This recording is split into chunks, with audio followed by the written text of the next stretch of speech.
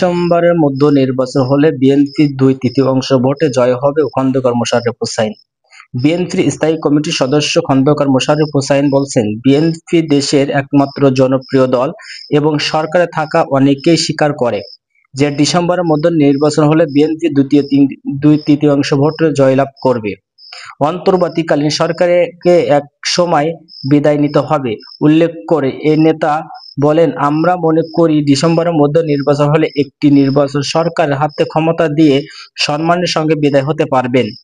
এর থেকে সম্মান আর কিছু হতে পারে না।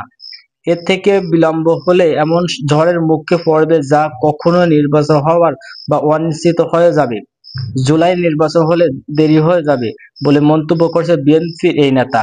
এতে পালক স্বৈরাচার যাবে এবং কিছু নমুনা দেখানো হয়েছে। তিনি আরো বলেন, ফেব্রুয়ারি মাসে রোজা ও মার্চ মাসে ঈদ চলে যাবে।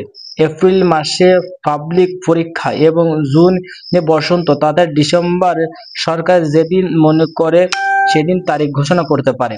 সংস্কার নিয়ে আলোচনার জন্য আগামীকাল প্রধান উপদেষ্টা আবারও ডেকেছেন উল্লেখ করে মোশাররফ হোসাইন বলেন, নতুন ওই ঐক্যমত হলে নির্বাচনের যে দিকে যাবে সে দিকে যাওয়া উচিত। প্রধান উপদেষ্টা জাপানে গিয়ে যা বলেছেন তাতে বিএনপি হতাশা বলে উল্লেখ করেছেন মোশাররফ হোসাইন। তিনি বলেন, একমাত্র বিএনপি নাকি নির্বাচন চায়, কে নির্বাচন চায় না, সবাই চায়। আমরা যুক্তি দেখেছি, অন্য যুক্তি তাহারা বলুক। আলোচনা সভায় খন্দকার মোশাররফ হোসাইন জিয়াউর রহমানের জীবনী বিভিন্ন দিক তুলে ধরেছেন।